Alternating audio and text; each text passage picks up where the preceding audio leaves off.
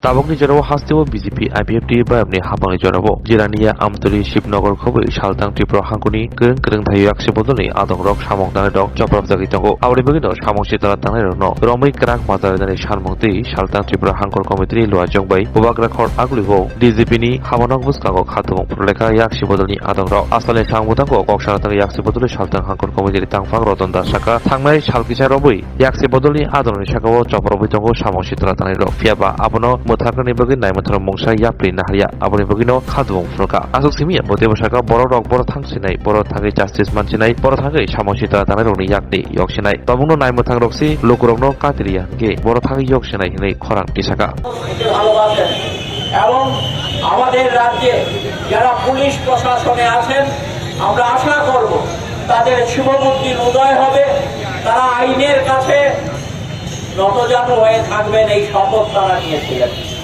আইনকে রক্ষা করবেন এই শপথ তারা নিয়েছিলেন কিন্তু এই জায়গায় তারা বাধাপ্রাপ্ত হচ্ছেন আমরা বলবো কোন রাজনৈতিক দলের কাছে আপনাদের বাধা থাকা উচিত নয় আপনারা একটা রাজ্যের সরকারে দায়িত্ব প্রতিপালনের জন্য আছেন আপনাদের শুভবুদ্ধির জন্য আমরা অপেক্ষা করব এখনো আমাদের 5 জন প্রতিনিধিকে এসপি ডাকিয়েছেন কথা বলার জন্য আমরা আশা করব অন্ততপক্ষে কিছুটা শুভবুদ্ধির উদয় হবে এবং আইনের শাসন ফিরিয়ে আনার জন্য কিছুটা হলেও তারা উদ্যোগ গ্রহণ করবেন এই আশা বিশ্বাস রেখে আজকে আমাদের এখানকার কর্মসূচি আমাদের পার্টির রাজ্য সম্পাদক সহ আমি নিজেও গেলাম কি দেখলাম দেবু চক্রবর্তীর উপর আক্রমণ করেছে ঠিক আছে ডিওয়াই করে কমিউনিস্ট পার্টি করে এবার ভোটের দায়িত্ব নিয়ে কাজ করেছে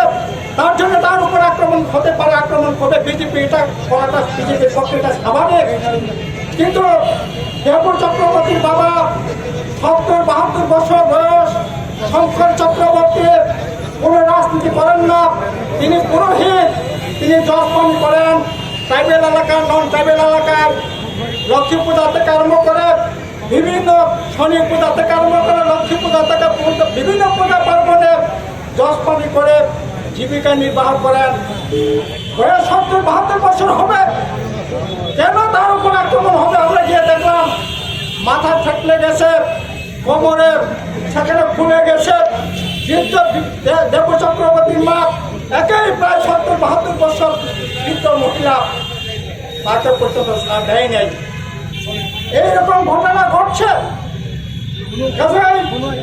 এই যে ভয়ঙ্কর অবস্থা গোটা রাজ্যের মধ্যে এখন যারা নেশা কারবারে যারা সন্ত্রাসে যারা আক্রমণকারী যারা দুর্বৃত্ত তারা এখন মনে করে এই সরকারটা আমাদের তারা মনে করে সরকারটা আমাদের আমরা যা খুঁজে তা করব সরকার আমাদের কিছু করবে না ওরা মনে করে সরকার তাদেরই সরকার আর বাস্তব দিক থেকে এটাই চলছে আচ্ছা বলেন তো আমাদের রাজ্য কত বড় রাজ্য এই যে গত কিছুদিন আগে গ্রাউন্ড রিপোর্ট বেরিয়েছে ওই উত্তরপ্রদেশে কত লোক সংখ্যা প্রায় 20-21 কোটি লোক সংখ্যা পশ্চিমবাংলায় 12 কোটি লোক সংখ্যা গোটা দেশের মধ্যে ক্রাইম রিপোর্টে জনসংখ্যার হারে যদি বিচার করে ত্রিপুরা হচ্ছে 1 নম্বর গোটা ভারতবর্ষে ওই ক্রাইম রিপোর্ট সেখানে হচ্ছে আমাদের ত্রিপুরায় তো 55 স্থানে 5 নম্বরে কোথায় নিয়ে যাচ্ছে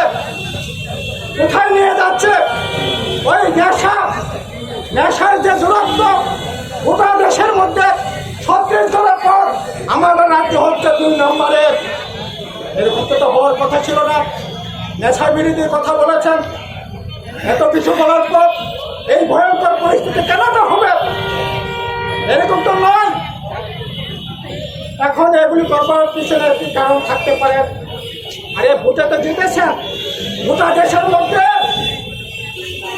এই পশ্চিম ত্রিপুরা লোকসভা কেন্দ্র বিরুদ্ধে জিতেছে 1 নম্বর জিতেছে নোটার বিরুদ্ধে মধ্যপ্রদেশের 78% ভোটে জিতেছে নোটার বিরুদ্ধে লড়াই করে সেকেন্ড জিতেছে 76% তাও মধ্যপ্রদেশে আর ত্রিপুরায় গোটা দেশের মধ্যে ত্রিপুরার বিপ্লবদের 73% ভোট পেয়ে সেখানে 3 নম্বর তৃতীয় স্থান অধিকার করেছে। 1952 সালের পর দশরথ দেবের চাইতে বীরেন দত্তের চাইতে জনপ্রিয় ছিল কোনোদিন বিপ্লব দেব। আর এই বিপ্লব দেব 73% ভোট পেয়ে জিতে। কি করে জিতে? ডাকাতি করে জিতেছে। এজেন্ট বসতে ভেঙে এজেন্ট বসেছে জোর করে তুলে দিয়েছে। এরপরেও 7 টাকা আক্রমণ করতে হবে, বাড়িঘর ভাঙচুর করতে হবে। এই অবস্থা বেশি দিন চলতে পারে না। একদিকে এই জুলুম রাজ চলছে, আবহাওয়ার অপর দিকে ঠকাই রাজ চলছে, ঠকবাজের রাজত্ব চলছে। ওই এডিসি এলাকায় একই অবস্থা দেখছে। সেখানে ওই আপনার পদ্মুর কিশোর দেববর্মা এই ঠকবাজিদের দল এমন কোনো দিন নাই যেদিন কোনো না কোনো প্রান্তে আক্রমণ হচ্ছে না।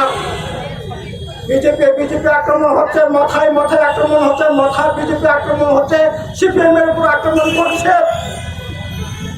আর এডিসি এলাকার রাজ্যটাকে সরকার বানিয়ে ছাড়ছে।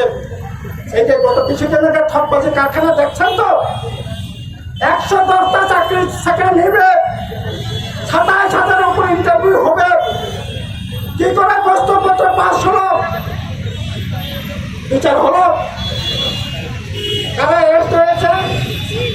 ওই বাংলাতে একটা কর্পোরেট একটা প্রবাদ আছে, বললেন নি, মাইন খন্ডাই মান দেখলে গুন্ডা খন্ডাই মান দেবো। মানে চাল যে চুরি করে সে ধরা পড়ে না, ওই চালের যে সুফল যে চুরি করে সে ধরা পড়েছে। আমি তো মনে করি যে সুফল যে চুরি করেছে না, সুফল যে পাহারা দিয়ে এসেছে ধরা পড়েছে। নিরীহ দুটা ছেলে ধরা পড়েছে। লাঘব বলদের ন্যায় দরবার, তাদের দরবার সাহস এই রাজ্যের এই ঠকবাজের এই জুলুমবাজের সরকারের নেই। করেছে রিক্রুটমেন্ট কমিটি, শুনলাম এই রিক্রুটমেন্ট কমিটি যারা তাদের নিয়ে করছে। এই রিক্রুটমেন্ট কমিটিতে যারা কোচিং চালায়, ওই কোচিংয়ে লেখাপড়া করছে, কোচিং নিচ্ছে। যে কোচিং চালায় সে হচ্ছে রিক্রুটমেন্ট বোর্ডের মেম্বার। এখন ওই রিক্রুটমেন্টে যে কোচিং চালায়, ওই যারা পরীক্ষা দিবে, যারা ওই আপনার 110টা পোস্টে যারা পরীক্ষা দিবে, তারা ওই রিক্রুটমেন্ট বোর্ডের কোচিং সেন্টারে লেখাপড়া করছে। অবস্থাটা কি হবে? রাজ্যের মধ্যে কাজ খাদ্য নেই। আমি গত কিছুদিন আগে ওই মিজোরাম বর্ডার এলাকায় গেলাম, চলছে। আপনারা জেনে অবাক হবেন, প্রাক্তন বিধায়ক সিপিএম এর নেতা, এই রাজ্যের বিশিষ্ট সাহিত্যিক লেখক নকুল দাস, তার বাড়ির পাশে একটা স্কুল আছে। সেই স্কুলের মধ্যে ইট পাটকেল মদের বোতল নিয়ে তার বাড়িতে ঢুকে, এই স্কুলে ঢুকে হামলা করেছে। পুলিশ কোনো ব্যবস্থা নিয়েছে গুন্ডাদের বিরুদ্ধে?